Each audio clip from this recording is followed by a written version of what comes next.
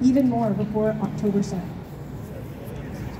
Like our friend Shireen Abu Akhtar, whose brother statement we will be reading later. There was no accountability for Shireen's murder. Don't see any accountability for the journalists being killed every day in this conflict. Our goal and work is devoted to finding ways to defend and protect women journalists when they face threats. But in this conflict, we failed to do this. There is no way to pull them out. Most of the journalists we know were killed with their families. We share our love and support with the journalist families who are alive and breathing. Losing our colleagues in journalism is a loss of our world. Please continue standing and speaking for them. These were the words of Kiran Nazish, founding director of Coalition for Women in Journalism. I'd like to take a moment to thank our volunteers, our friends and colleagues who helped us organize tonight. Now I'd like to invite my colleague Kiran to say a few more words on the behalf of us organizers about why we're here tonight.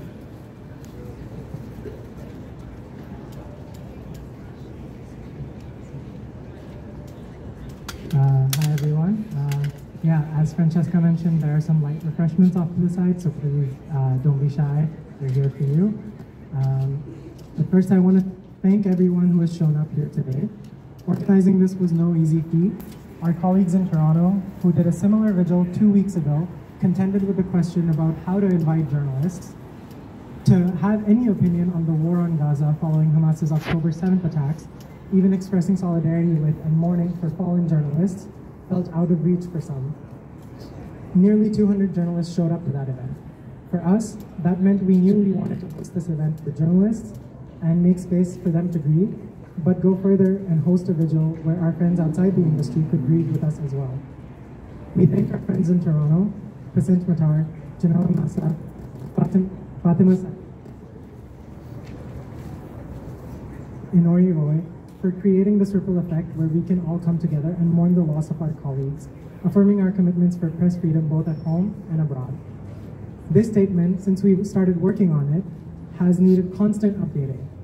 Just 2 days ago, Al Jazeera correspondent Ismail Abu Omar and photojournalist Ahmad Matar finished a broadcast north of Rafah covering attacks on displaced Palestinians. Soon after, they say they were targeted by Israeli drones. They survived to tell their stories, Abu Omar without a leg, but few of their counterparts have survived to tell their own stories.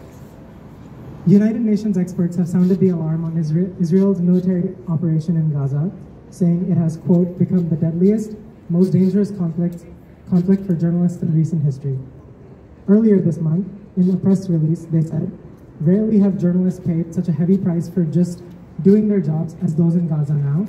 We have received disturbing reports that despite being clearly identified in jackets and helmets marked press, or traveling in well-marked press vehicles, journalists have come under attack, which would seem to indicate that the killings, injury, and detention are a deliberate strategy by Israeli forces to obstruct the media and silence critical reporting. I'd like to quote my colleague Pasint Matar from the Toronto Vigil, as I couldn't have channeled this pain, this truth mired in pain, any better myself. Quote, we're here not just because this is one of the most dangerous times for journalists ever, with more journalists killed over the last 4 months in 20 years of the Vietnam War or during all of World War II, but also because even though this has been such an acutely worrying time for journalists, the response from the wider journalistic community has largely been one of silence. And why is that? I think that's a question we all should be asking ourselves. According to the International Federation of Journalists, as of February 13th, 102 journalists and media workers were confirmed dead, 95 Palestinian, 4 Israeli, and 3 Lebanese. These include journalists killed on the October 7th Hamas attack, and in Israel's subsequent military campaign in Gaza. It's also worth mentioning that according to the Committee to Protect Journalists, 16 journalists have been reported injured, 4 journalists are reported missing, 25 journalists were reported arrested. There have been multiple assaults, arrests, threats, cyber attacks, censorship, and killing of journalists' family members. And I want to draw attention to that last part of the Committee to Protect Journalists' findings that we believe isn't getting enough attention. That some of these deaths aren't as a result of journalists being in an active combat zone, in at least a handful of cases.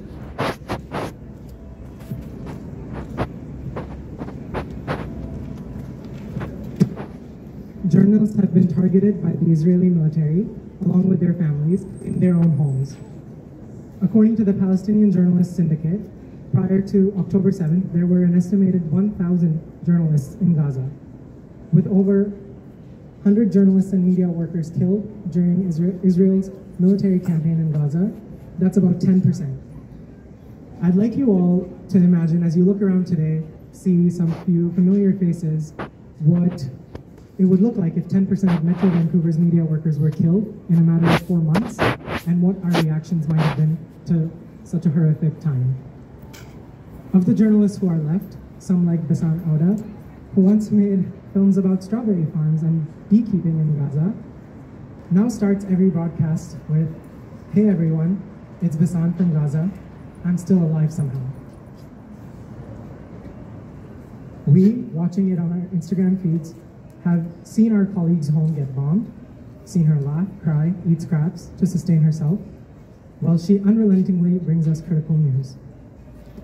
Of the journalists who are left, it's chilling that one of them is a 9-year-old girl named Lama Jamus, who's been covering what's happening in Gaza through her Instagram.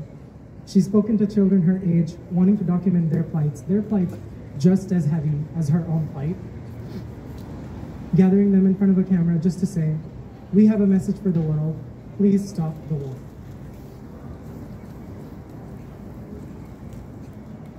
No child anywhere should be tasked with reporting on a war. Other journalists have had to leave fearing for their safety. Only 3 weeks ago, Motaz Azeza, a photographer who has been streaming the last few months to us via Instagram, left Gaza. We have seen him narrowly escape death numerous times over the last 4 months throughout the course of his coverage. Al Jazeera journalist Wael El-Dahdoud is now in Qatar seeking treatment for an injury he sustained when covering the aftermath of a drone attack in Khan Yunis that killed his colleague and cameraman Samer Abu Bakr in December. Wael also lost 5 family members, first his wife, son, daughter, and grandson in October, then in early January, his son, Hamza, a fellow journalist, who was buried along with his blue press vest, as many journalists in Gaza have been.